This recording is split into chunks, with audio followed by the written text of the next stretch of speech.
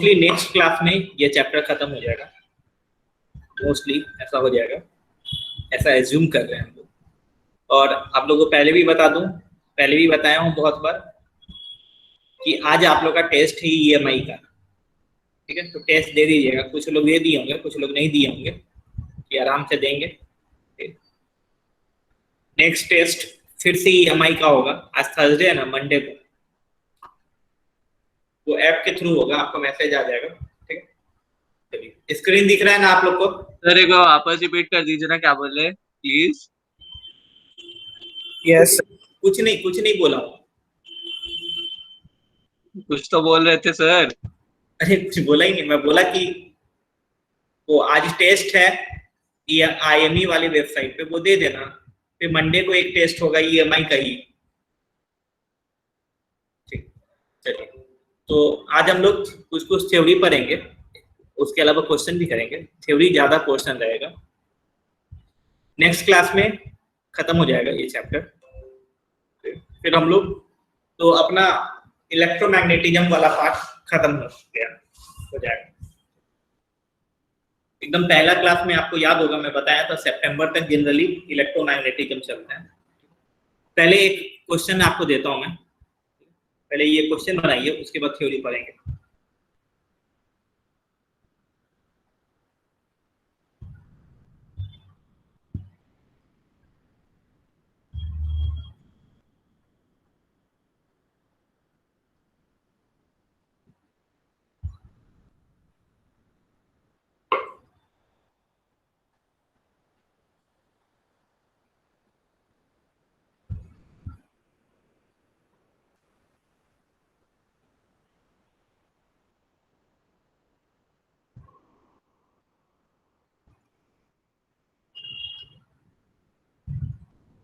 एक LCR circuit है जिसमें आर का वैल्यू 100 ओम दिया है, उसको एक सोर्स से कनेक्ट कर दिया, सोर्स वोल्टेज 200 है और ओमेगा दे दिया है।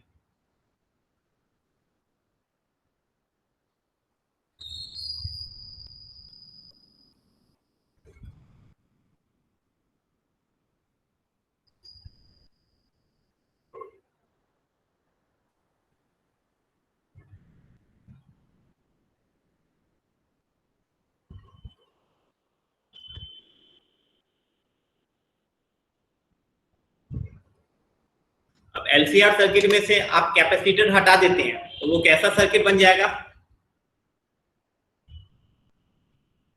LR। तो बोल रहा है कि उस एलआर सर्किट में करंट लैग करता है वोल्टेज से 60 डिग्री से। लेकिन अगर कैपेसिटर की जगह अगर इंडक्टर को रिमूव करते हैं तो वो कैसा सर्किट बन जाता है? कैसा बन जाता है? आरसी। तो उसके फिर करंट लीड कर रहा है वोल्टेज को बाई 60 डिग्री। फाइंड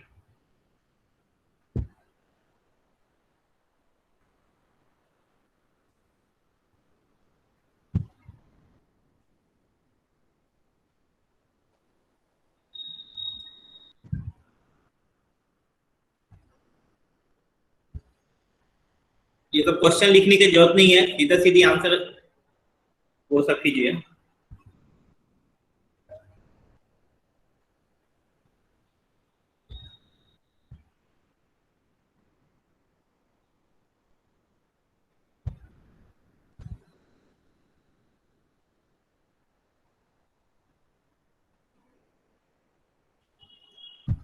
लंबा चौड़ा क्वेश्चन है लेकिन है एकदम आसान। एलसीआर सर्किट में अगर कैपेसिटर हटाते हैं तो वोल्टेज लीड करता है 60 डिग्री से, इंडक्टर हटाते हैं तो करंट लीड करता है 60 डिग्री से। एक्सएल और एक्सी का वैल्यू कितना है, एलसीआर सर्किट का पावर कितना है, एलसीआर सर्किट में करंट कितना है, पावर फैक्टर क्या है, ये सब बताना है।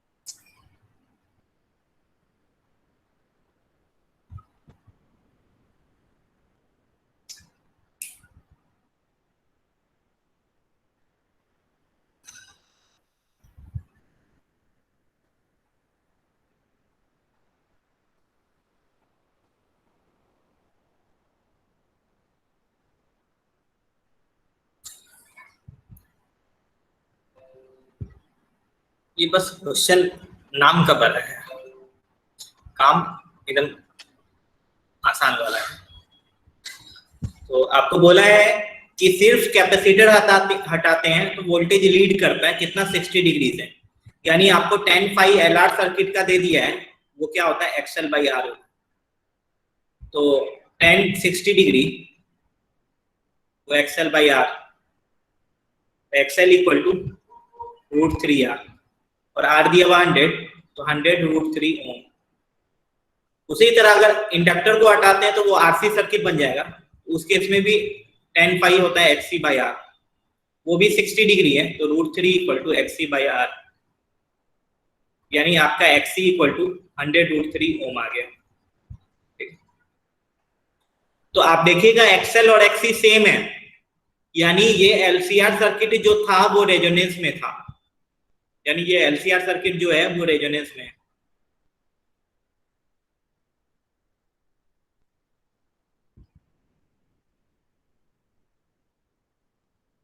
ये 100 ओम, ये 100 √3 ओम, ये भी 100 √3 ओम। तो आपका LCR सर्किट रेजोनेंस में है। तो रेजोनेंस में जब भी रहता है तो पावर फैक्टर क्या होता है, 1 होता है। तो पावर फैक्टर 1।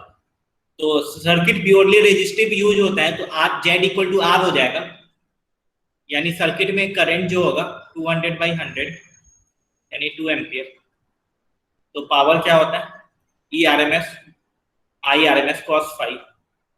तो power equal to ERMS IRMS cos phi तो 1, ये 400 वॉट।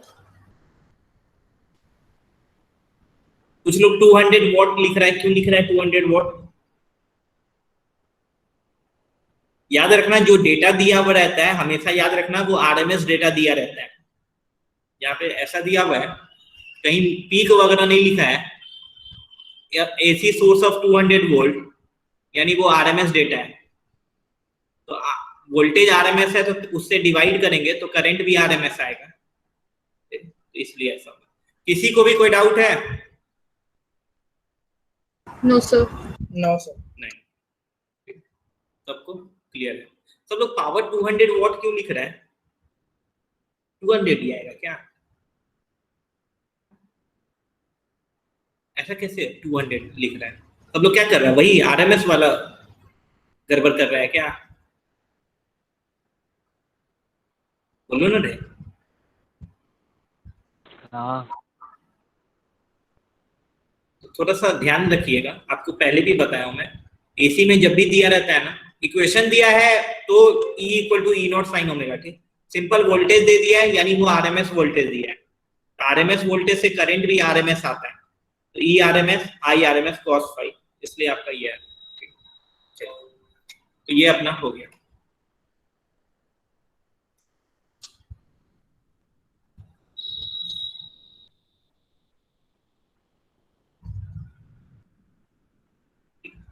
चोक कॉइल, देखो, to reduce the current in AC circuit we use choke coil। AC circuit में आपको करंट रिड्यूस करना है, ठीक। जैसे मान लो ये बल्ब है और ये आपका ऐसा है, ये ऐसा है। आप चाहते हैं कि इस बल्ब से थोड़ा कम करंट जाए, तो हम लोग क्या करते हैं, इसमें एक कॉइल लगा देते हैं। कॉइल ऐसा समझो, बॉक्स है, बॉक्स के अंदर कॉइल है, ये कॉइल। तो आपको बताया मैं, कॉइल मतलब क्या हुआ, कॉइल मतलब क्या होता है उसमें, एल और आर। एल और आर। LNR। तो कॉइल है यानी वो आपका L और R दोनों होता है। तो जैसे ही L और R ऐड कर दिए तो सर्किट में Z इंक्रीज होगा कि नहीं होगा? सर्किट का Z इंक्रीज होगा कि नहीं होगा? होगा। Yes sir. ठीक है, पहले सिर्फ बल्ब होगा सर। बल्ब के साथ अब कॉइल भी ऐड कर दिए तो सर्किट का जेड इंक्रीज हो जाएगा। तो आई इक्वल टू क्या होता है, ई बाई जेड। तो जेड इंक्रीज होने से आई क्या होगा, डिक्रीज होगा। तो और ये कॉइल ऐड करने से हम लोग का करंट कम हो रहा है, लेकिन सिंस ये कॉइल है तो कॉइल से पावर लॉस होगा। ठीक है, कॉइल से पावर लॉस होगा, लेकिन आप चाहते हैं कि कॉइल से पावर लॉस ना हो, यानी बैटरी जितना एनर्जी सप्लाई कर रहा है वो सब एनर्जी सिर्फ बल्ब को मिले, यहां से पावर लॉस ना हो। ठीक है, तो आप चाहेंगे कि कॉइल का जो पावर होगा, कॉइल का जो पावर होगा, पावर ऑफ कॉइल, तो वो क्या होगा, तो कॉइल का ई आई इंटू कॉइल का कॉस फाई, ये कॉइल का सिर्फ निकाल रहे हैं। तो power factor of coil, coil से आपका ये मिनिमम होना चाहिए power loss, so that battery जितना भी एनर्जी सप्लाई कर रहा है वो सिर्फ बल्ब को मिले, कॉइल से पावर लॉस कम हो। ठीक है, तो पावर फैक्टर ऑफ कॉइल, तो कॉइल का पावर फैक्टर लिखेंगे तो कॉइल में सिर्फ इस पे देखोगे, ध्यान दोगे तो कॉइल का पावर फैक्टर लिखना है तो power factor R by Z होता है, तो सिर्फ कॉइल का लिख रहे हैं तो वो R square plus XL square होगा, एक्सएल यानी ओमेगा एल का होल स्क्वायर, ऐसा होगा। ठीक है, तो आप लोग थोड़ा सोच के बताओ, मुझे कॉइल में पावर मिनिमम चाहिए, तो कॉइल में पावर मिनिमम के लिए आपका कॉस फाई मिनिमम होना चाहिए। कॉस फाई अगर मिनिमम हुआ, ठीक है, कॉस फाई रफली जीरो हुआ, मान लो कॉस फाई रफली जीरो हुआ तो पावर ऑफ कॉइल जीरो होगा। ठीक है, तो power factor of coil R by under root R by Z होता है, under root R square plus omega L का होल स्क्वायर। आप लोग थोड़ा सोच के बताइए, आर और जेड, जेड नहीं सॉरी एल का वैल्यू क्या होना चाहिए सो दैट पावर फैक्टर रफली जीरो आए। आर का वैल्यू लेस होना चाहिए कि बहुत ज्यादा होना चाहिए, एल का वैल्यू बहुत कम होना चाहिए या बहुत ज्यादा होना चाहिए। आप लोग थोड़ा सोचिए और बताइए, कॉइल का रेजिस्टेंस का वैल्यू क्या होना चाहिए, मतलब ज्यादा या कम, बहुत ज्यादा या बहुत कम, और इंडक्टर का वैल्यू क्या होना चाहिए सो दैट पावर फैक्टर आपका रफली जीरो आए।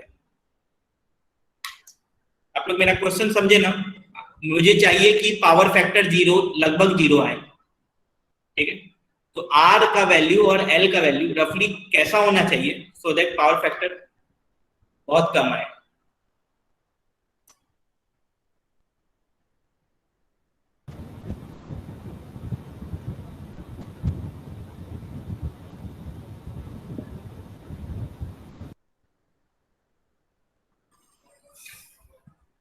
तो जो, तो कॉइल का रेजिस्टेंस का वैल्यू क्या होना चाहिए, ज्यादा कि कम?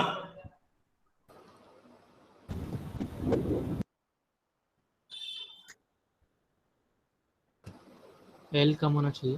क्या होना चाहिए? कम। और एल का वैल्यू? एल कम होना चाहिए, आर ज्यादा। एल कम आर ज्यादा?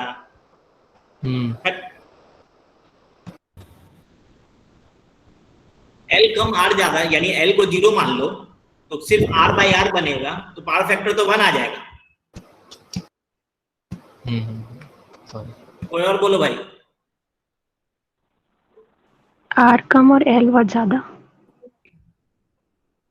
आर कम और एल ज्यादा, तो आर अगर बहुत कम है, ठीक है, तो और एल बहुत ज्यादा है, तो आर स्क्वायर और ओमेगा एल स्क्वायर में आर अगर कम है तो उसको नेग्लेक्ट कर देंगे, तो नीचे में क्या आएगा, अगर आर बहुत कम हुआ और एल बहुत ज्यादा हुआ, R much much less than L या ओमेगा एल जो भी है, ठीक है, नॉर्मली फ्रीक्वेंसी तो आपका 314 ही होता है, तो R much much less than L है, तो R square plus omega L का होल स्क्वायर है, तो उस केस में ये वाला डोमिनेटिंग होगा, तो इसको रफली हम लोग क्या मानेंगे, ओमेगा एल का होल स्क्वायर।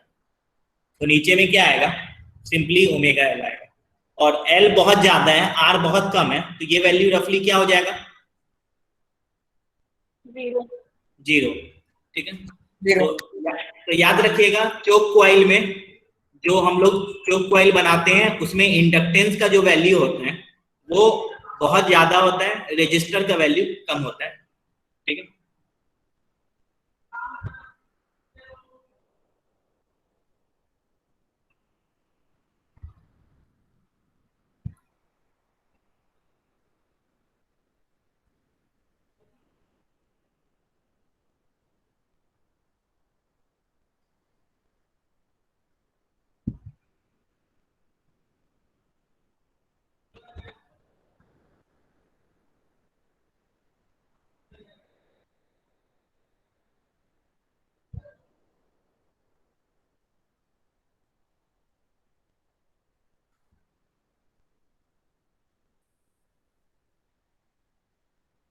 ठीक है। तो एल का वैल्यू बहुत ज्यादा होना चाहिए, आर का वैल्यू बहुत कम होना चाहिए। तो उस केस में, उस सिनेरियो में इसका पावर फैक्टर रफली 0 आ जाएगा। पावर फैक्टर 0 है तो पावर कॉइल का क्या होगा, 0 होगा, यानी कॉइल से कुछ पावर नहीं जा रहा है। लेकिन पावर 0 हो रहा है, लेकिन उस जेट में उसका कंट्रीब्यूशन होगा, तो जेट इंक्रीज होगा तो करंट डिक्रीज होगा। तो ये आपका ऐसा रहेगा, ठीक है। तो याद रखिएगा, चोक कॉइल का काम क्या होता है, सर्किट में करंट डिक्रीज करना, लेकिन पावर लॉस के एक्सपेंस पे नहीं, ठीक है। तो हम लोग चोक कॉइल लगाते हैं तो सर्किट का करंट तो डिक्रीज होता है, लेकिन पावर लॉस उससे नहीं होता है। तो जो भी पावर कंज्यूम करता है वो आपका अप्लायंस ही करता है, ठीक है। तो इसके लिए हम लोग चोक कॉइल में जो एल लेते हैं वो ज्यादा लेते हैं बहुत, और आर जो लेते हैं वो बहुत कम लेते हैं। समझ में आया आप लोग को? Yes sir.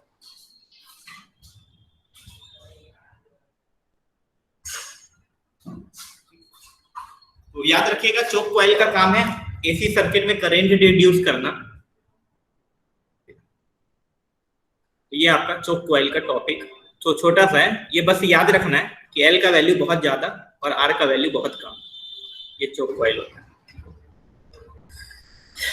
नेक्स्ट पढ़ेंगे हम लोग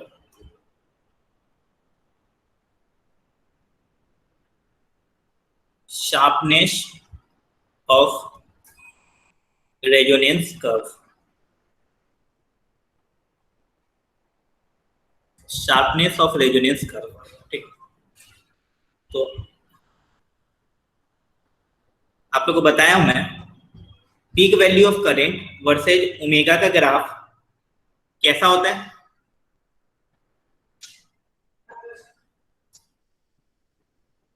बोलो भाई।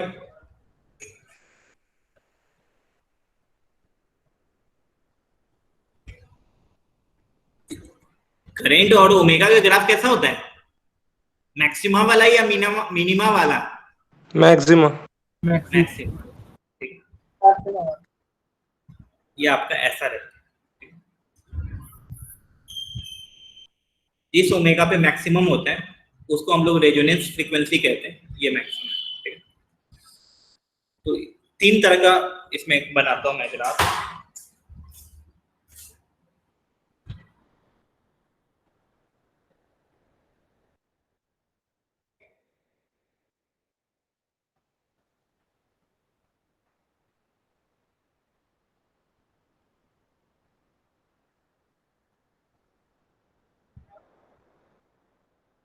देखो, 3 तरह का ग्राफ बनाया हूं मैं।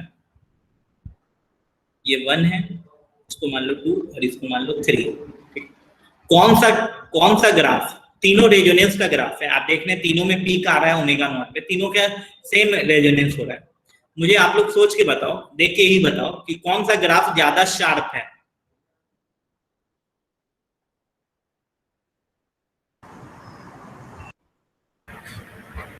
फर्स्ट वाला ज्यादा शार्प है, ठीक है।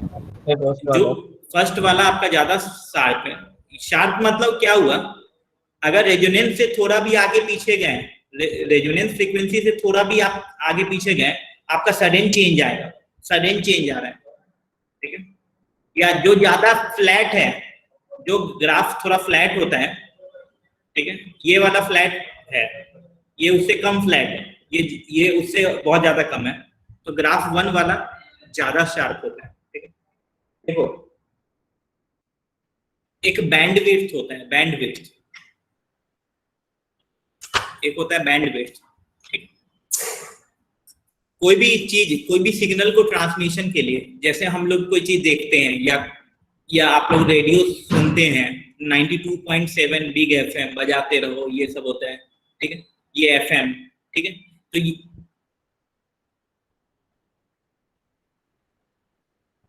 तो ये सब कुछ फ्रीक्वेंसी है, ठीक है। इस फ्रीक्वेंसी पे ये चैनल काम करता है। उसी तरह जैसे ऑडियो सिग्नल होता है या मोबाइल का है, तो हर कम्युनिकेशन के लिए बैंडविड्थ एलोकेटेड है, ठीक है। तो जितना बैंडविड्थ कम होगा, बैंडविड्थ का पैसा लगता है। आप इतने यहां से यहां तक बैंडविड्थ ले रहे हैं तो आपको पैसा लगता है, जो भी कंपनी, स्पेक्ट्रम एलोकेशन कहते हैं इसको, ठीक है। तो कोई भी टेलीकम्युनिकेशन कंपनी गवर्नमेंट से ये बैंडविड्थ खरीदती है, ठीक है, तो उसका पैसा लगता है।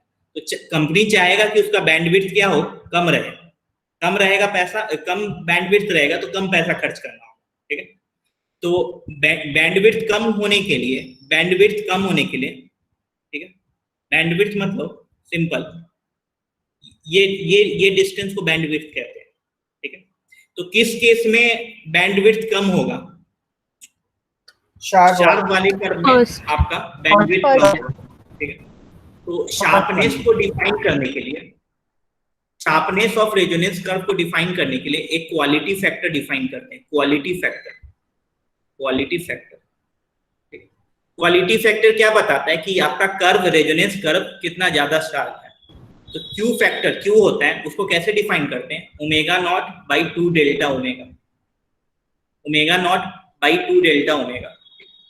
डेल्टा ओमेगा मतलब क्या होता है? बैंडविड्थ। जैसे मान लो, आपको यहां समझाता हूं, ये बस समझने का है, इसका फॉर्मूला वर्क आगे यूज आएगा, ठीक है। तो एक पार्टिकुलर ओमेगा नॉट पे आपका करंट क्या होता है? मैक्सिमम होता है। लेकिन आप थोड़ा आगे चले गए, मान लो यहाँ पे चले गए, ओमेगा नॉट से हल्का आगे चले गए, तो omega not plus delta omega. Same omega naught से थोड़ा पीछे आए, same omega naught minus delta omega, ठीक है। तो दोनों पॉइंट पे आपका जो करंट होगा वो सेम होगा। समझ में आया आप लोग को? ठीक है। Yes sir. कि रेजोनेंस से थोड़ा आगे गए और सेम फ्रीक्वेंसी, थोड़ा रेजोनेंस मान लो आपका 50 हर्ट्ज पे है, ठीक है, तो आप 50 से 55 हर्ट्ज कर दिए, 5 फ्रीक्वेंसी बढ़ाएं, तो जैसे ही रेजोनेंस फ्रीक्वेंसी से ज्यादा फ्रीक्वेंसी कर दिए तो आपका करंट कम होगा। सेम 5 कम कर दिए तो भी कम होगा। तो जितना ज्यादा कीजिएगा और जितना कम कीजिएगा, दोनों पे करंट सेम होता है, ठीक है, ये ऐसा रहता है। तो इन दोनों का जो डिफरेंस होता है उसी को कहते हैं बैंडविड्थ। तो omega not plus delta omega minus omega naught minus delta omega, तो कीजिएगा तो 2 डेल्टा ओमेगा है, ये ऐसा, ये बैंडविड्थ आया, ठीक है। यानी रफली इतना तक आपका चैनल काम करेगा। इससे कम फ्रीक्वेंसी कर दिए तो आपका, या इससे ज्यादा फ्रीक्वेंसी कर दिए तो आपका चैनल काम करना बंद हो जाएगा, ठीक है। तो कोई भी चाहता है कंपनी कि अपना बैंडविड्थ कम रखे, बैंडविड्थ कम रखे, यानी ये बैंडविड्थ मतलब 2 डेल्टा ओमेगा, ठीक है। तो आपका बैंडविड्थ कम होगा यानी रेजोनेंस का कर्व क्या होगा? ज्यादा शार्प होगा, ठीक है। तो शार्पनेस को डिफाइन करने के लिए क्वालिटी फैक्टर रहता है, क्वालिटी फैक्टर, ठीक है। तो वो तो क्वालिटी फैक्टर इक्वल टू क्या होता है? Omega naught by 2 delta omega, ठीक है। तो आप लोग थोड़ा सोच के बताइए, शार्पनेस ज्यादा है तो क्वालिटी फैक्टर क्या होना चाहिए? ज्यादा की कम। क्यू फैक्टर क्या होना चाहिए? ज्यादा की कम।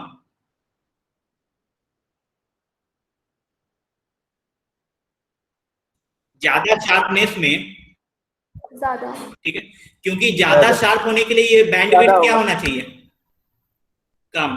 तो बैंडविड्थ इनवर्सली प्रोपोर्शनल में आ रहा है, तो ये कम होगा तो क्यू फैक्टर क्या होगा? ज्यादा। तो याद रखिएगा, for more sharpness quality factor should be high, for more sharpness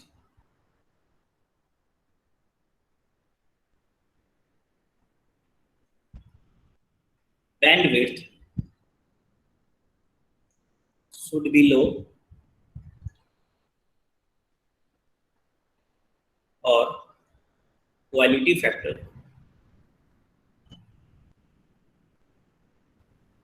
should be high।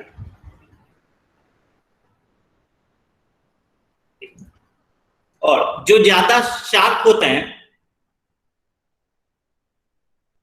Sharp resonance curve,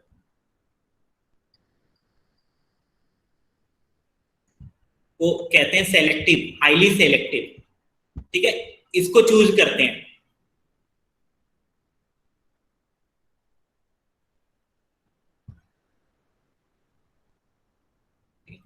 तो यहाँ पे कर्व 1 ज्यादा शार्प है तो इसको 1 को कहेंगे ये ज्यादा सेलेक्टिव है। 1 और 3 के 1 2 3 में 1 वाला ज्यादा बेटर अच्छा है, ठीक है, ये ऐसा। तो याद रखिएगा बैंडविड्थ मतलब 2 डेल्टा ओमेगा होता है, यानी फ्रीक्वेंसी से थोड़ा ज्यादा किए, जितना आगे किए उतना पीछे कर दीजिए, तो उन दोनों का डिफरेंस ही बैंडविड्थ होता है। ओमेगा नॉट क्या है? रेजोनेंस फ्रीक्वेंसी है, ठीक है। तो रेजोनेंस फ्रीक्वेंसी अपॉन बैंडविड्थ, उसी को कहते हैं क्वालिटी फैक्टर। ज्यादा शार्प होने के लिए बैंडविड्थ कम होना चाहिए, क्वालिटी फैक्टर क्या होना चाहिए? ज्यादा होना चाहिए। चलिए ये आप लोग समझ गए। अब इसका फॉर्मूला डिराइव करना है कि omega naught by 2 delta omega का वैल्यू क्या होता है, ठीक है। ये आपके उसमें भी होगा, एनसीईआरटी में भी है इसका डेरिवेशन।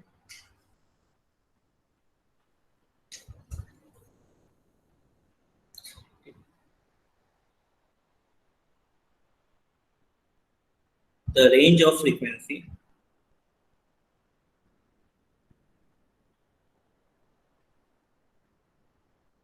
ओमेगा 1, जिसको हम लोग omega naught minus delta omega बोल रहे हैं, टू ओमेगा 2, जो omega naught plus delta omega बन रहा है, यानी जितना आगे जा रहे हैं उतना पीछे जा रहे हैं। Eight which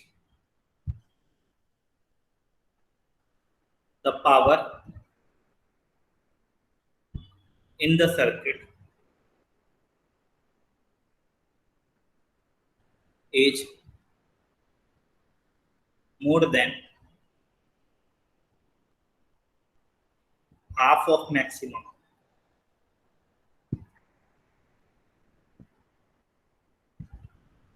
is called circuit bandwidth।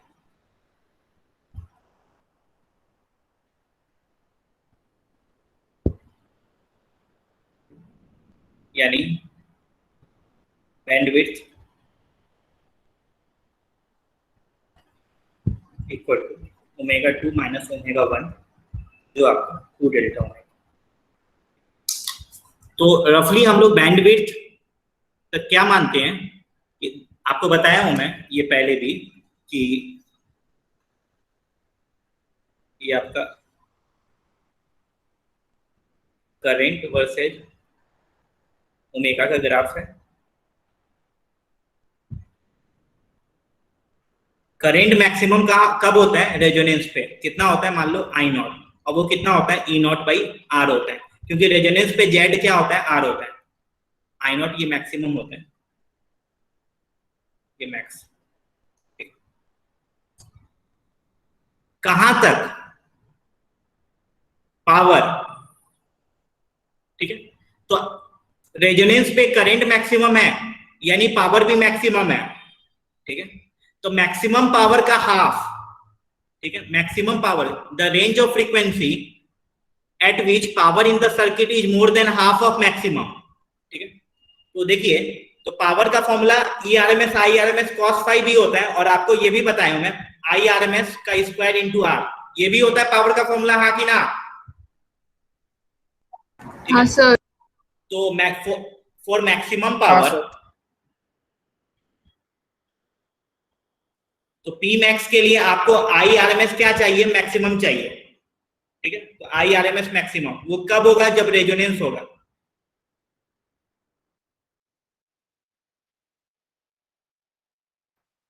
तो अगर मान लीजिए हाफ पावर चाहिए, पावर हाफ, मैक्सिमम का हाफ, तो पावर हाफ हो रहा है तो करंट कितना होना चाहिए? 1/√2। ठीक है। तो पावर हाफ होने के लिए करंट क्या होना चाहिए? 1/√2। For half power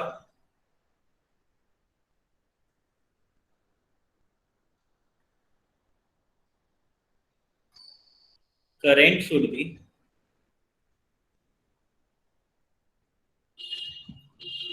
1/√2 times I max, maximum का करंट होना चाहिए। तो हाफ पावर तक, यानी ये I नॉट बाई √2 होना चाहिए मैक्सिमम का, ये। तो ये इसको मैंने ओमेगा 1 माना है, इसको ओमेगा 2 माना है, जो आपका omega naught plus delta omega, जो आपका omega naught minus delta omega, ऐसा। तो इस रीजन में रहते हैं, इस रीजन में अगर रहते हैं तो आपका जो सर्किट का पावर है ना, वो हाफ से ज्यादा रहेगा। इस रीजन में रहते हैं तो करंट या तो यहाँ यहाँ यहाँ कहीं भी होगा, तो आपका सर्किट का जो पावर होगा वो हाफ से मैक्सिमम होगा, ठीक है। तो इसी विड्थ को हम लोग बैंड विड्थ कहते हैं। यानी याद रखिएगा, उस फ्रीक्वेंसी का डिफरेंस जिस रीजन में आपका जो पावर कहीं पे भी लीजिए, उस रीजन में कहीं भी पावर लीजिए, वो आपका हाफ से मैक्सिमम का हाफ से ज्यादा होना चाहिए, उसी को बैंड विड्थ कहते हैं। ये आपको थोड़ा थोड़ा कुछ कुछ समझाया। अब अपने को ये बैंड विड्थ निकालना है। तो देखिए, तो आपका करंट जो होना चाहिए मैक्सिमम का 1/√2 टाइम्स होना चाहिए करंट। तो वो क्या होता है, तो किसी भी, अब मान लो तुम यहां पे हो, इस पॉइंट पे हो, तो ये रेजोनेंस है क्या? No sir. लेकिन ये रेजोनेंस है, हाँ कि ना? हाँ सर।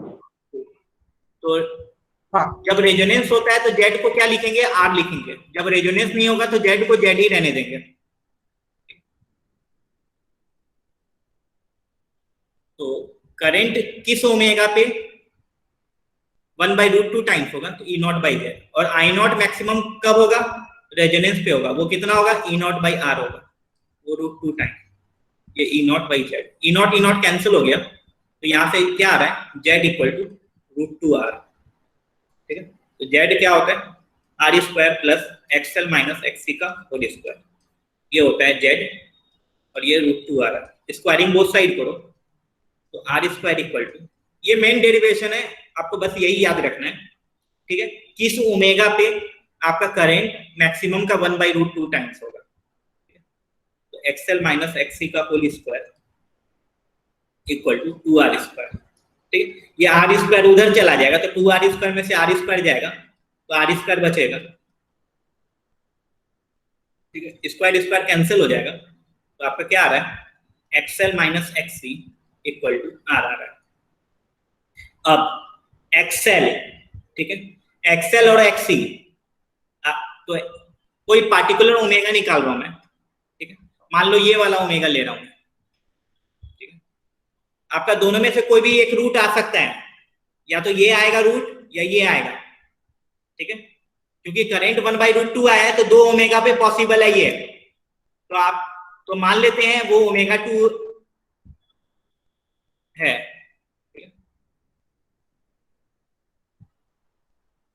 तो XL को क्या लिखते हैं? ω_L, ω0 + डेल्टा ओमेगा × L, क्योंकि फ्रीक्वेंसी चेंज हो गया, रेजोनेंस नहीं है अभी।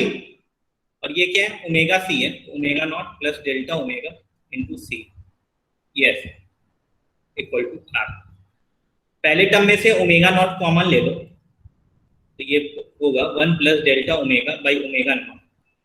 उसी तरह सेकेंड टर्म में से d ओमेगा ले लो कॉमन, ω0 1 + डेल्टा ω/ω0 = R। ω0 कौन सा फ्रीक्वेंसी है? रेजोनेंस, ठीक है। रेजोनेंस। एट ओमेगा = ω0, यानी ये रेजोनेंस है। तो रेजोनेंस पे तो XL और XC सेम होता है, हाँ कि ना? हाँ सर। तो हम लोग कह सकते हैं ω0L = ω0C, हाँ कि ना? हाँ सर।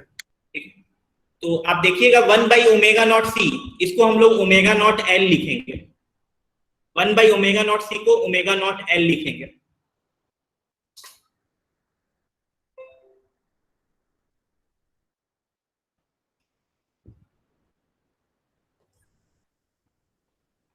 तो पहला जो टर्म है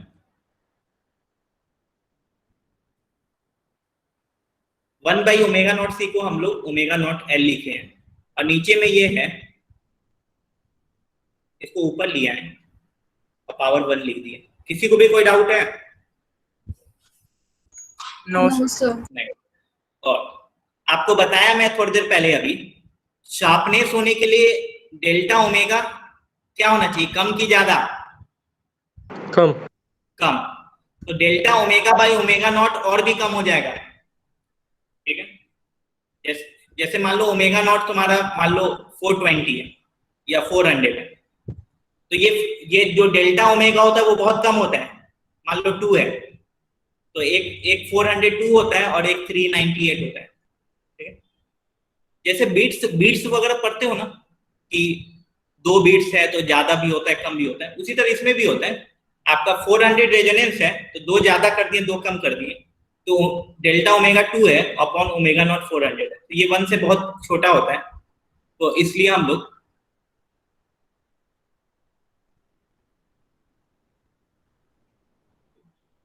since delta omega by omega naught much less then 1, और आप लोग को जब भी 1 प्लस एक्स पे पावर n रहता है और x बहुत छोटा रहता है 1 से, तो इसको क्या लिखते हैं? 1 plus nx. 1 plus nx power coefficient बन जाता है। तो सेम लॉजिक से दोनों टर्म में ओमेगा नॉट l है, वो पहले कॉमन ले लो, तो पहले टर्म में बचेगा 1 plus delta omega by omega not, दूसरे टर्म में, ठीक है, ये पावर यहाँ मल्टीप्लाई हो जाएगा 1 minus delta omega by omega naught equal to r। तो यहाँ से ओमेगा नॉट l, इसको सॉल्व करोगे तो 1 माइनस 1 कैंसिल हो जाएगा, delta omega by omega naught, और ये माइनस माइनस प्लस हो जाएगा, तो वो आएगा 2 delta omega by omega naught equal to r आ रहा है, ठीक। अभी थोड़ी देर पहले बताया था ये टर्म क्या होता है? Bandwidth. क्या? Quality factor. ये क्वालिटी फैक्टर होता है कि इसका अपॉन ये 1 by. 1 by quality factor. ठीक है, तो यानी इसको आप ऐसे भी लिख सकते हो omega naught by 2 delta omega, इसको उधर ले गए, equal to omega naught l by r, ठीक है, लिख सकते हैं ऐसा। हाँ सर. Yes, sir. और यही क्वालिटी फैक्टर होता है, यानी Q इक्वल टू क्या आ गया? Omega naught l by r।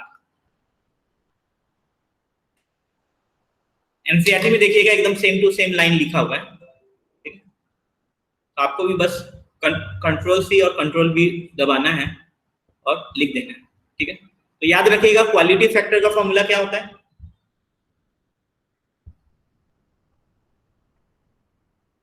क्या होता है? Omega not L by R.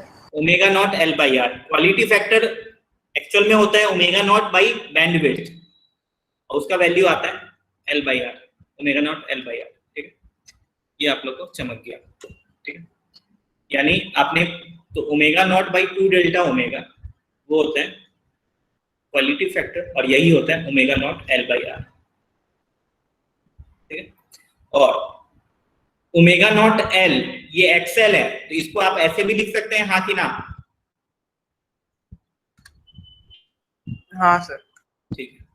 अब ओमेगा नॉट को, ओमेगा नॉट रेजोनेंस फ्रीक्वेंसी है, तो ओमेगा नॉट का वैल्यू l और c के टर्म में क्या होता है? 1 by root LC. 1 by root L C. तो ओमेगा नॉट की जगह ये लिख दीजिएगा और अपॉन एल आर, तो इसको सॉल्व कीजिएगा तो ये आएगा 1 by R under root L by C. तो depending on the given data क्या दिया हुआ है उसके अकॉर्डिंग हम लोग यूज करेंगे, ठीक है। और इसमें आई और आई मल्टीप्लाई कर दीजिए ऊपर नीचे, तो आई नॉट एक्सएल ये क्या आएगा? वोल्टेज अक्रॉस इंडक्टर आएगा। आई आर क्या है? वोल्टेज अक्रॉस रेजिस्टर है।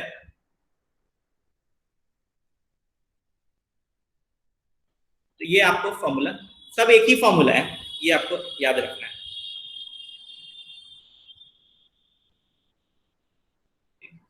तो आप लोग थोड़ा सोच के बताइए, आपको बताया मैं शार्पनेस होने के लिए क्वालिटी फैक्टर क्या होना चाहिए, ज्यादा कि कम? ज्यादा. ज्यादा। शार्पनेस के लिए क्वालिटी फैक्टर ज्यादा, क्योंकि बैंडविड्थ कम होना चाहिए तो क्वालिटी फैक्टर ज्यादा। तो आप लोग थोड़ा बताओ कि अपने एलसीआर सर्किट में मतलब शार्पनेस ज्यादा चाहिए तो रेजिस्टेंस ज्यादा ओम वाला यूज करेंगे कि कम ओम वाला यूज करेंगे? रेजिस्टेंस ज्यादा, रेजिस्टेंस का वैल्यू ज्यादा होना चाहिए कम होना चाहिए? कम। ठीक है, तो रेजिस्टेंस याद रखना, रेजिस्टेंस मतलब रेजिस्टेंस का वैल्यू क्या होना चाहिए? कम। किसी को भी कोई डाउट है? क्योंकि इनवर्सली प्रोपोर्शनल टू आर होता है। No sir. ठीक है, तो for sharpness use low resistance in circuit.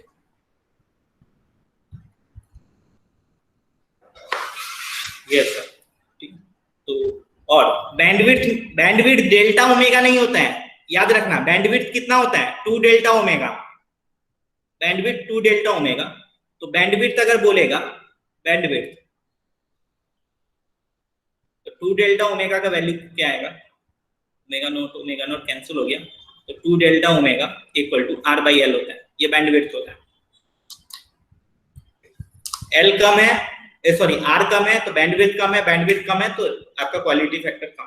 ठीक है, तो सिंपल आपको याद रखना है कि क्या याद रखना है कि आपका कर्व ज्यादा सेलेक्टिव होने के लिए कर्व को ज्यादा शार्प होना पड़ेगा। कौन सा कर्व? रेजोनेंस कर्व, यानी करंट वर्सेस फ्रीक्वेंसी का, यानी ओमेगा का।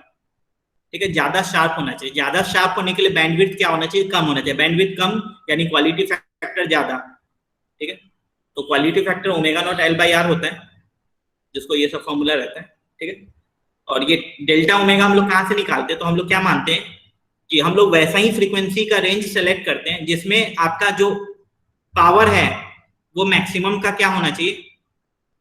हाफ से ज्यादा, मतलब मैक्सिमम के हाफ से ज्यादा होना चाहिए, यानी 50% से ज्यादा पावर मिलना चाहिए उस फ्रीक्वेंसी में, वही काम करेगा। ये आपका रेजोनेंस वाला टॉपिक मैंने आपको कराया है। आगे एक दो क्वेश्चन देता हूं मैं, बस आपको देख के ही बताना है, आपको समझ में आ जाएगा क्या है क्या आंसर है। ये समय ज्यादा जटिल क्वेश्चन नहीं आते हैं। If LCR resonance occur at 400 Hz and half power occurs at 420 Hz and 380 Hz, find quality factor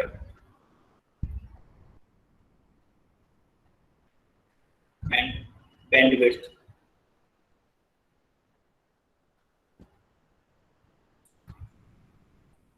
frequency। तो इसमें बैंडविड्थ कितना होगा? 40। ठीक है, देख के बता सकते हैं। तो आपका हाफ पावर फ्रीक्वेंसी दिया हुआ है, और याद रखना ओमेगा के टर्म में जो ओमेगा और फ्रीक्वेंसी डायरेक्टली प्रोपोर्शनल होता है। ठीक है, तो बैंडविड्थ फ्रीक्वेंसी, तो जहां पे भी हाफ पावर फ्रीक्वेंसी ऐड अकर हो रहा है तो 420 माइनस 380 यानी 40 हर्ट्ज। क्वालिटी फैक्टर कितना होगा?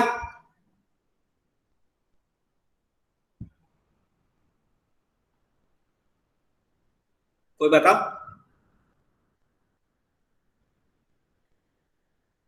अरे बाबा, कितना होगा क्वालिटी फैक्टर? 10 कितना? 10 10। 10 ठीक है, क्वालिटी फैक्टर क्या होता है? Resonance frequency by bandwidth. तो रेजोनेंस फ्रीक्वेंसी क्या है? 400 और बैंडविड्थ क्या है? 40, तो ये 10 आ गया। कोई यूनिट नहीं होता है। किसी को भी कोई डाउट है? No sir. No, नहीं, sir. एकदम आसान क्वेश्चन होता है। बैंडविड्थ मतलब दोनों फ्रीक्वेंसी का डिफरेंस। कौन सा दोनों फ्रीक्वेंसी? जहां पे हाफ पावर हो रहा है या करंट 1/√2 टाइम्स होगा, वो दोनों फ्रीक्वेंसी का डिफरेंस। क्वालिटी फैक्टर क्या होता है? Resonance frequency upon bandwidth. ये ऐसा होता है।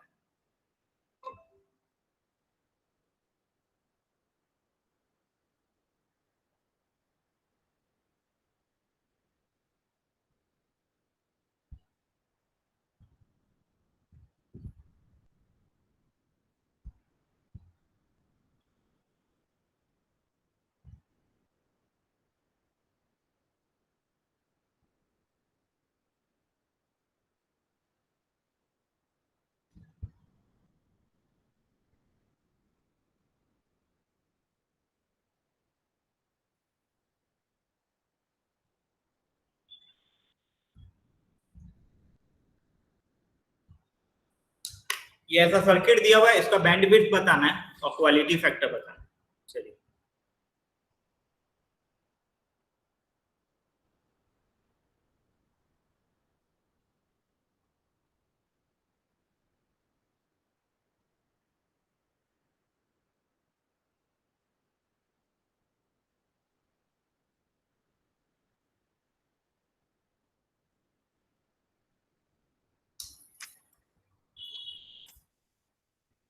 क्वालिटी फैक्टर का बहुत सारा फॉर्मूला बताया, क्या होता है?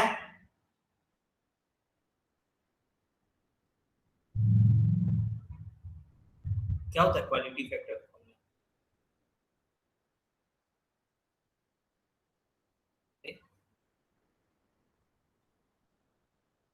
बोलिए क्वालिटी फैक्टर का फॉर्मूला।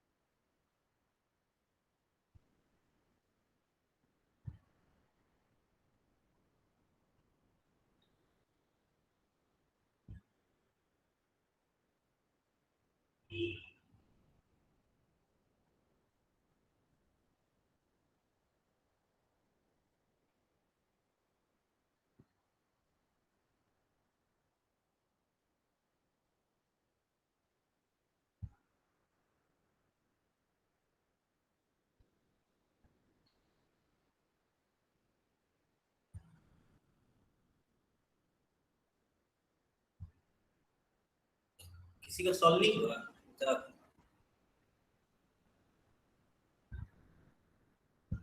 क्वालिटी फैक्टर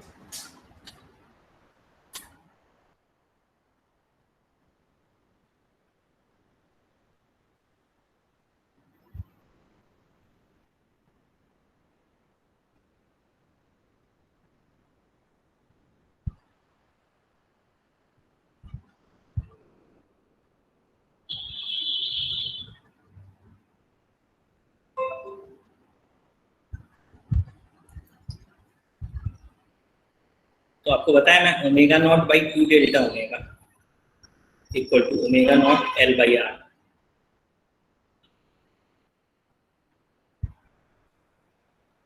एक क्वालिटी फैक्टर होता है।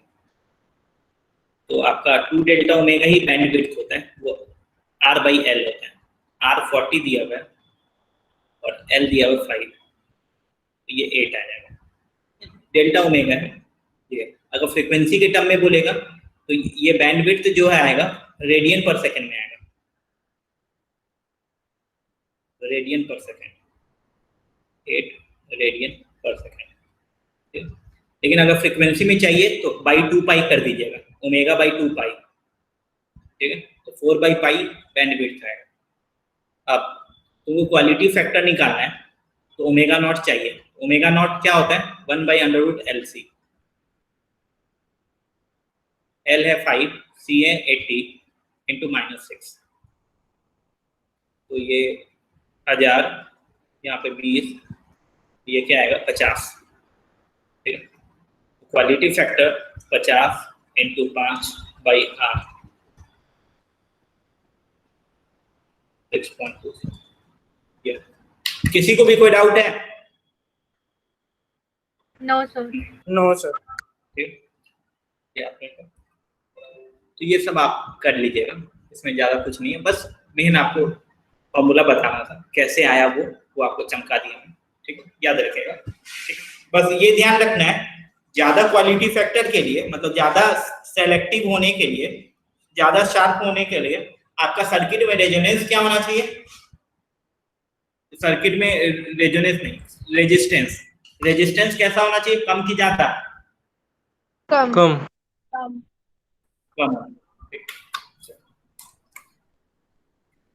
एक टर्म हम लोग पढ़ते हैं इसमें, स्किन इफेक्ट, स्किन, ठीक है, स्किन इफेक्ट पढ़ते हैं।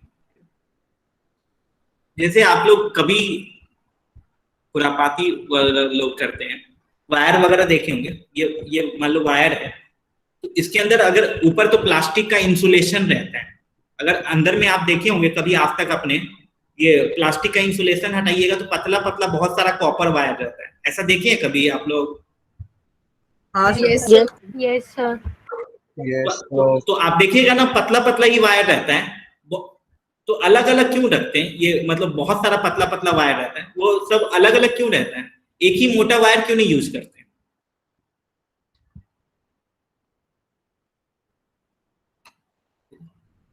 अलग अलग वायर यूज करें, इससे अच्छा है कि अलग अलग वायर बनाने में तो टाइम लगता है ना, इससे अच्छा एक मोटा वायर ही यूज कर लें, अलग अलग क्यों रहता है? इसी को कहते हैं स्किन इफेक्ट। याद रखिए, अपने घर में कैसा करंट आता है, एसी या डीसी? AC। AC. अपने घर में एसी करंट आता है। तो एसी में, एसी जो करंट होता है ना, वो जैसे मान लो कोई भी वायर है, कोई भी वायर है या सॉलिड क्रॉस सेक्शन है, ये सॉलिड वायर है, तो सारे एरिया में नहीं फ्लो होता है, सारे एरिया में सब जगह फ्लो नहीं होता है, ये सिर्फ सरफेस पे फ्लो होता है, स्किन, स्किन पे, स्किन समझ रहे हैं ना, आउटर सरफेस पे। तो आपका जो एसी करंट होता है ना, वो सिर्फ आउटर सरफेस पे फ्लो होता है, पूरे अंदर में नहीं फ्लो होता है। तो अगर मोटा वायर लेंगे तो करंट सब जगह नहीं मिलेगा आपको, करंट कहाँ मिलेगा? सरफेस पे। लेकिन वायर अगर मोटा कर दिए तो आपका, तो आपका रेजिस्टेंस भी ज्यादा हो जाता है।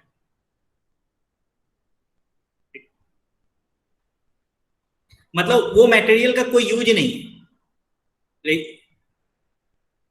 उस मटेरियल को यूज नहीं, क्योंकि पूरी जगह फ्लो नहीं हो रहा है। तो हम लोग क्या करते हैं, जैसे ये सेम है, इसको क्या करते हैं, इतना ही मास को पतला पतला बहुत सारे वायर में हम लोग कन्वर्ट कर देते हैं, बहुत सारा, ठीक।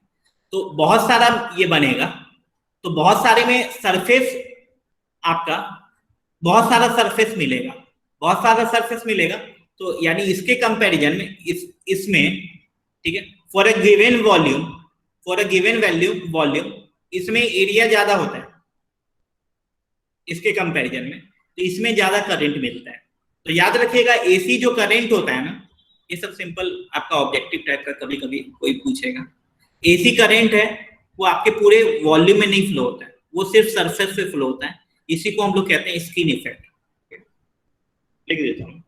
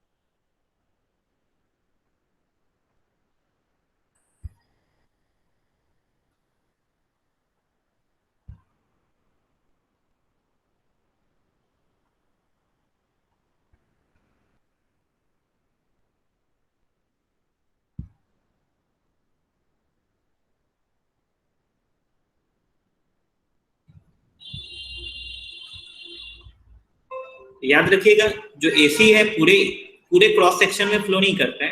करंट का जो डेंसिटी होता है वो सरफेस पे ज्यादा होता है इन कंपैरिजन टू इनसाइड। ठीक है, इसी फेनोमेना को हम लोग स्किन इफेक्ट कहते हैं।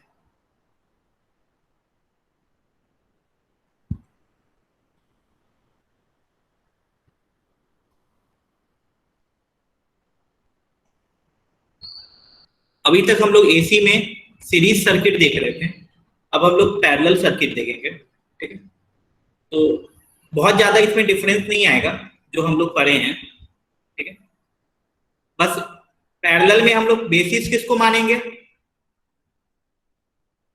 वोल्टेज। वोल्टेज, क्योंकि पैरेलल में वोल्टेज आपका सब जगह सेम होता है।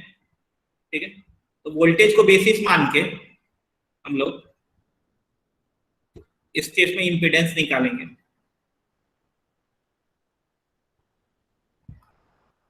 सी एल आर, यस। तो इसमें करंट आई जा रहा है, तो ये करंट I1, ये I2, ये I3 है। I1, I2, I3 और I में क्या रिलेशन होगा?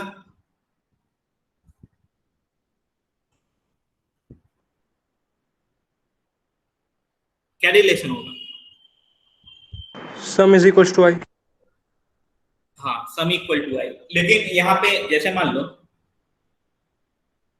ये 1 एम्पियर है, ये 2 एम्पियर है, ये 3 एम्पियर है, तो टोटल करंट पूछेगा तो वहां पे 6 एम्पियर नहीं होगा, याद रखना। यहाँ पे सिंपल एडिशन नहीं होता है, वेक्टर एडिशन होता है। I1 plus I2 plus I3 equal to I हम लोग नहीं कहेंगे, वेक्टर एडिशन होता है। जैसे वहां पे सीरीज में वोल्टेज सिंपल ऐड नहीं होता था, voltage VR square plus VL minus VC का होल स्क्वायर का अंडर रूट करते थे, याद है? हाँ सर। तो इस केस में भी हम लोग वैसा ही करते हैं। तो देखो, पहले इस केस में सिंस पैरेलल है तो वोल्टेज को बेसिस मानेंगे। तुम वोल्टेज मान लो सर्किट का नेट वोल्टेज ये है। ठीक है, तो तीनों एलिमेंट में वोल्टेज सेम होगा, हाँ कि ना? होगा। Yes sir. अब करंट को प्लॉट करेंगे, तो पहले IR प्लॉट करते हैं। तो करंट और वोल्टेज दोनों रेजिस्टेंस में क्या होता है, सेम फेज में, तो IR इधर होगा, उसको क्या लिखेंगे? V/R लिखेंगे। किसी को भी कोई डाउट है? No sir. नहीं। No sir. इंडक्टर का करंट IL वो किधर बनाएंगे? IL सेकंड में। कोई और बता? इंडक्टर में कौन लीड करता है? वोल्टेज। वोल्टेज। तो करंट क्या होगा? लैग होगा। करंट लैग होगा तो सेकंड क्वाड्रेंट में कैसे बनेगा रे? तो सोचता नहीं है भाई। तो ये IL होगा। ठीक है, तो वोल्टेज से पीछे 90 डिग्री कितना होगा? तो V/XL होगा। किसी को भी कोई डाउट है? No sir. नहीं। अब VC बनाएंगे तो सॉरी IC, तो कैपेसिटर में लीड करता है वोल्टेज से, तो वो इधर बनेगा, ये IC जो V/XC होगा। चमका? Yes sir. मुझे पता है XL बड़ा होगा XC से, आप लोग थोड़ा सोच के बताओ, XL बड़ा होगा XC से, कौन लीड करेगा? मतलब XL अगर बड़ा है तो सर्किट कैसा बिहेव करेगा, कैपेसिटिव की इंडक्टिव? अगर XL बड़ा है तो थोड़ा सोचो, देखो ग्राफ और बताओ कौन सर्किट कैसा बिहेव करेगा, इंडक्टिव की कैपेसिटिव? XL बड़ा है तो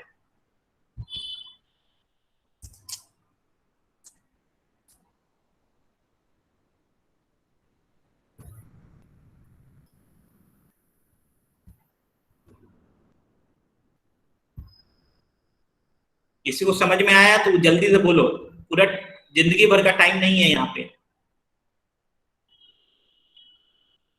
अगर एक्सेल बड़ा होगा तो सर्किट कैसा बिहेव करेगा, इंडक्टिव करेगा कि कैपेसिटिव करेगा?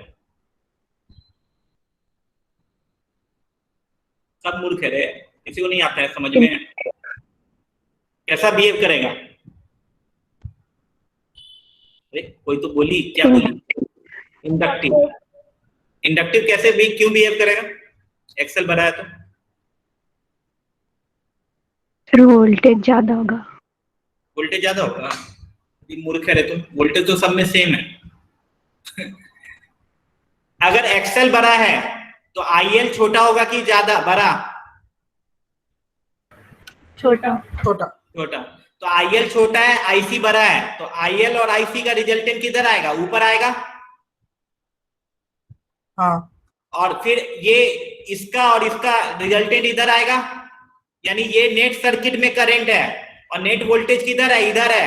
तो करंट और वोल्टेज में कौन लीड कर रहा है? करंट। करंट। तो करंट किसमें लीड करता है? कैपेसिटिव में कि इंडक्टिव में? कैपेसिटर। कैपेसिटिव में। लेकिन हम लोग क्या एग्जाम से लिए थे स्टार्टिंग में? एक्सेल बड़ा था, तो एक्सेल बड़ा था तो लेकिन ये सर्किट कैसा बिहेव कर रहा है? Inductive, sorry capacitive type. चमका आप लोग को? Yes sir. यस। यानी अगर एक्सेल बड़ा होगा तो याद रखिएगा पैरेलल में उल्टा पुल्टा हो जाता है। एक्सेल बड़ा एक्सी से, यानी आपका ये कैपेसिटिव बिहेव करेगा। अगर एक्सी बड़ा एक्सेल छोटा है तो इंडक्टिव करेगा। ये क्योंकि इनवर्स में आता है ना, तुम देखो ना, इसलिए इंडक्टिव। लेकिन एक्सेल और एक्सी सेम हो गया तो क्या होगा?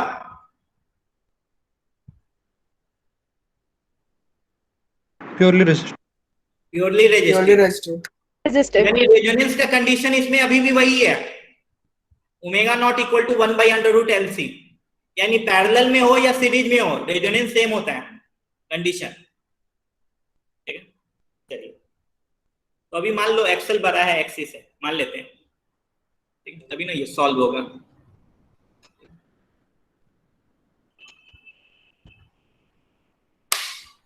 तो एक्सेल बड़ा है एक्सी से,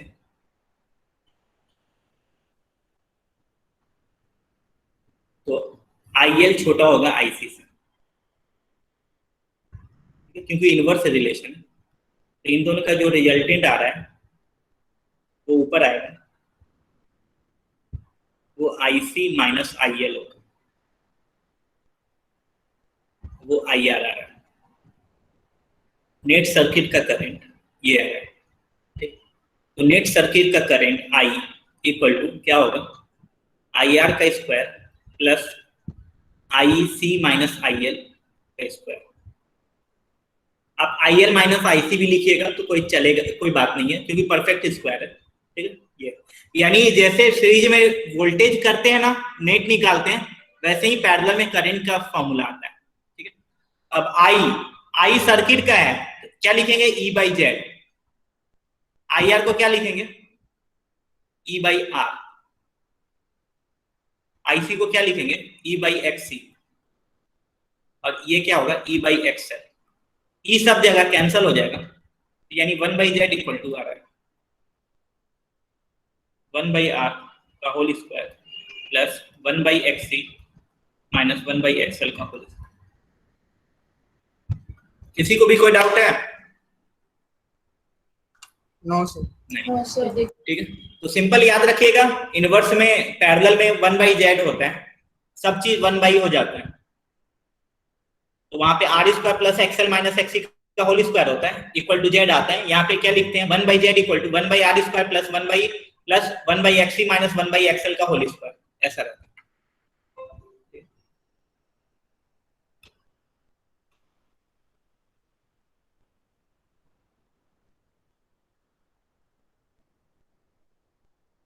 अब ये फाई जो है, फाई, तो tan फाई लिखेंगे,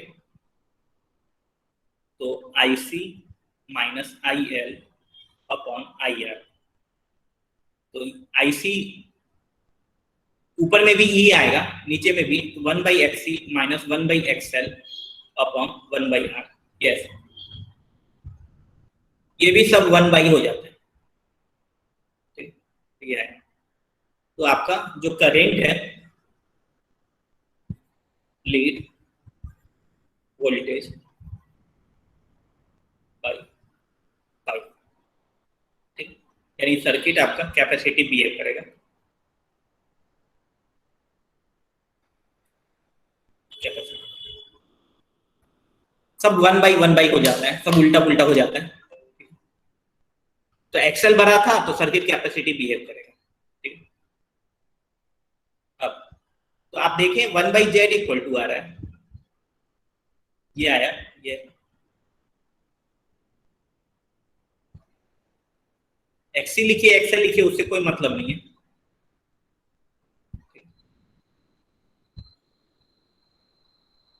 मुझे बताओ z का मिनिमम वैल्यू होगा कि z का मैक्सिमम वैल्यू होगा?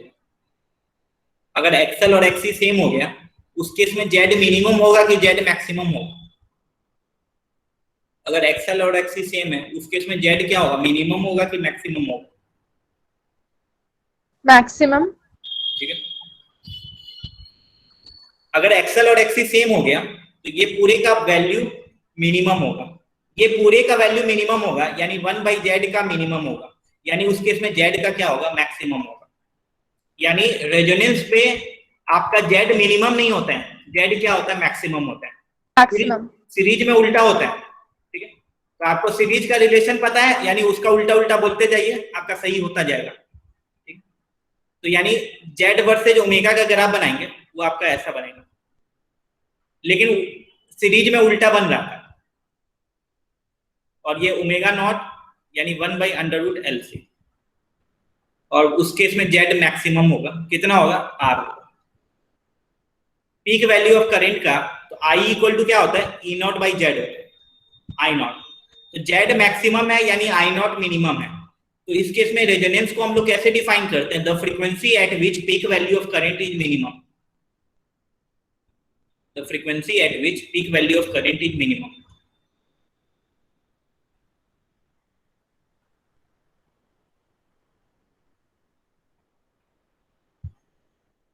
ये E0/R, the frequency at which peak value of current is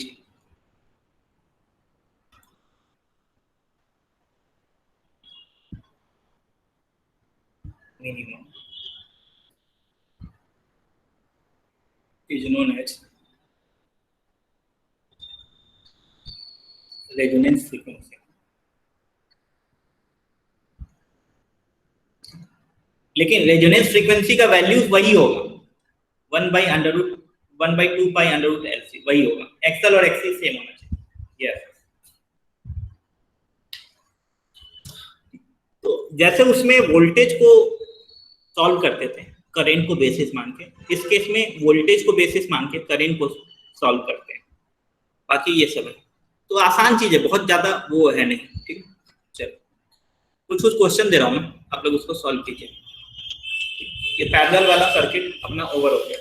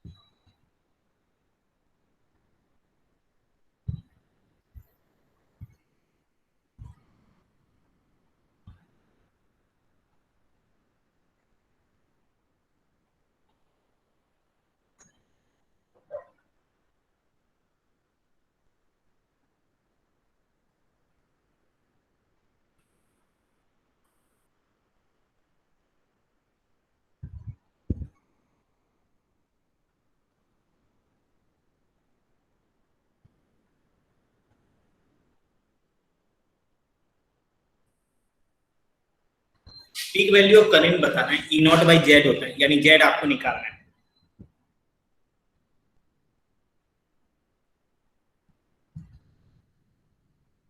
simple उल्टा फॉर्मूला होता है, 1/Z equal to 1/R² plus 1/XL minus 1/XC का होल स्क्वायर का अंडर रूट, उससे Z आ जाएगा, Z आ गया तो E0/Z होता है।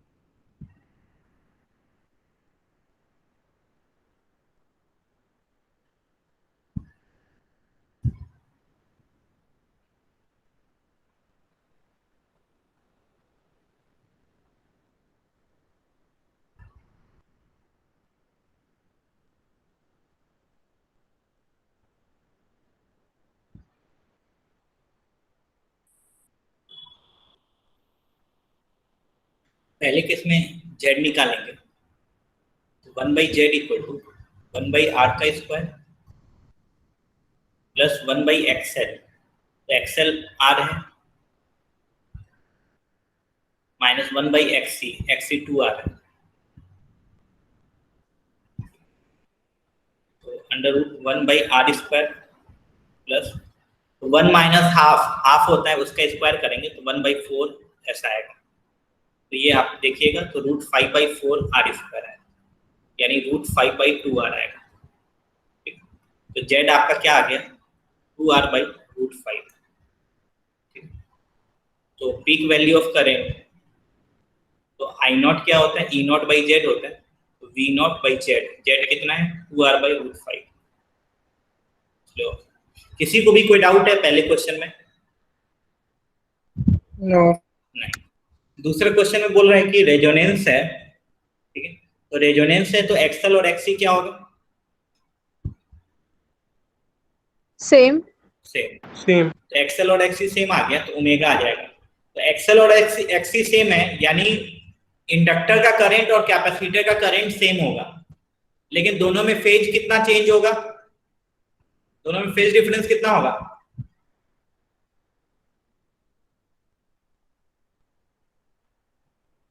रेजोनेंस पे इंडक्टर और कैपेसिटर का करंट इधर होता है, तो इंडक्टर का करंट इधर होता है, इन दोनों के बीच फेज का चेंज क्या होता है, 180 डिग्री।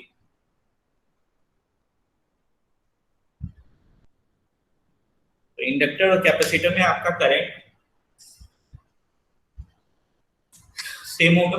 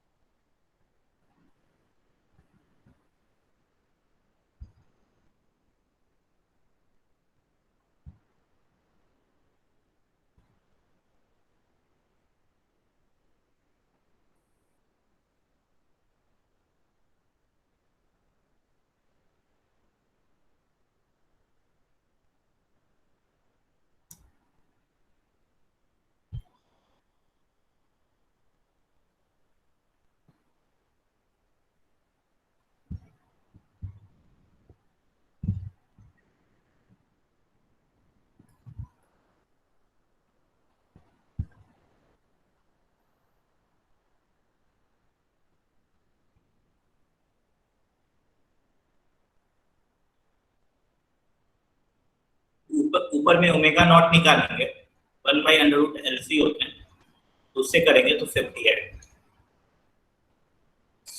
रेजिस्टेंस का करंट IR, E/R होता है 5 एम्पियर। XL ओमेगा L होता है, तो 50 × 5 यानी 250। XC भी यही होगा 250। तो IC और IL दोनों सेम होगा, वो 200/250 यानी 4/5 एम्पियर। और रेजोनेंस में सर्किट प्योरली रेजिस्टिव बिहेव करता है, तो सर्किट से भी करंट 5 एम्पियर ही होगा, यानी सर्किट का भी करंट, यानी जो रेजिस्टेंस का करंट है वही सर्किट का करंट होता है। यस, किसी को भी कोई डाउट है? No sir. नहीं।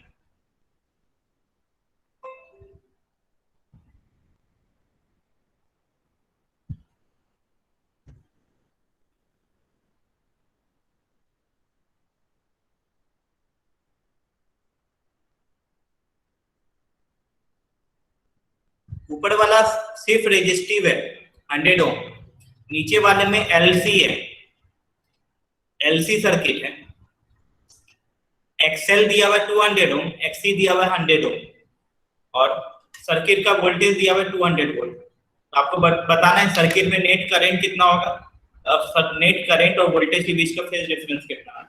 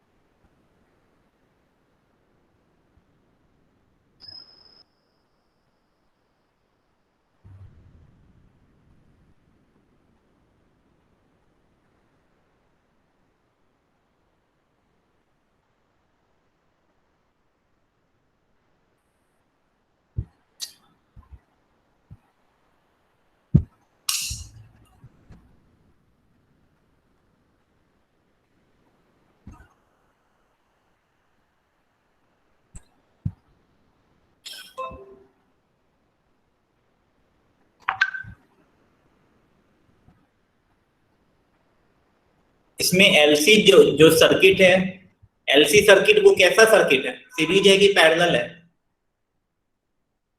सीरीज। सीरीज। तो सीरीज में LC सर्किट का Z क्या होता है?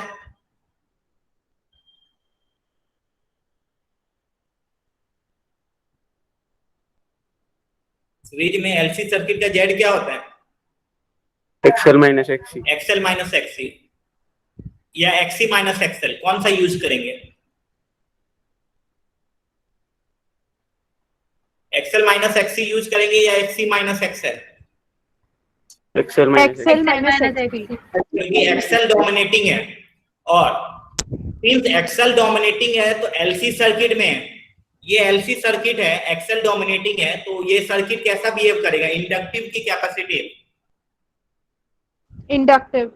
इंडक्टिव, यानी ये सर्किट आपका ऐसा बन जाएगा।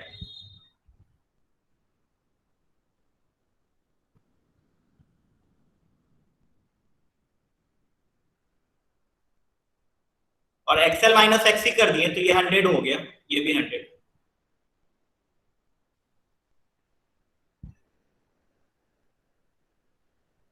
ऊपर वाले में करंट कितना होगा?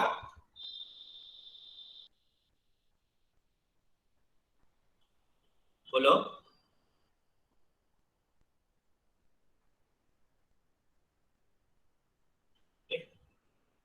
कितना होगा?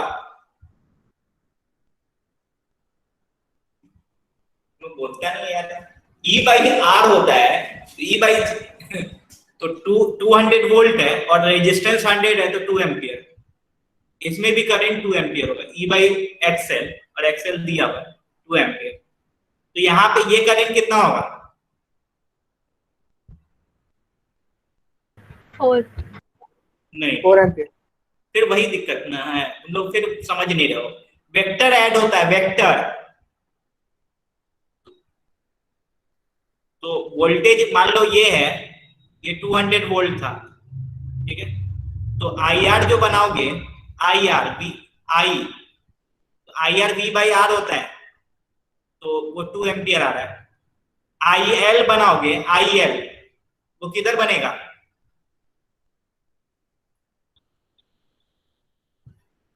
इंडक्टर करंट किधर बनेगा?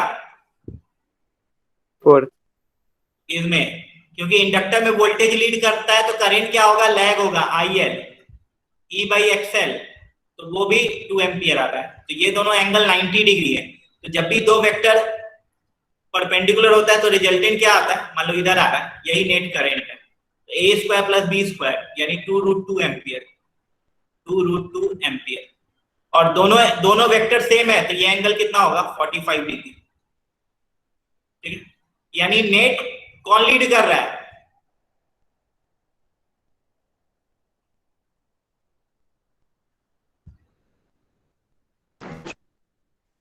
कौन लीड कर रहा है? वोल्टेज तो सोर्स से करंट कितना निकल रहा है? तो 2√2 एम्पियर, और वोल्टेज लीड कर रहा है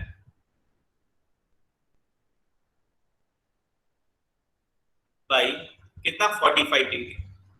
समझ में आया आपको? हाँ सर। हाँ सर। ये आपका आसान सा है। चलो बाकी अब हम लोग नेक्स्ट क्लास में देखेंगे। नेक्स्ट क्लास में पहले ट्रांसफार्मर पर लेंगे, बाकी हम लोग निपटा देंगे। चलिए टाटा, बाय बाय।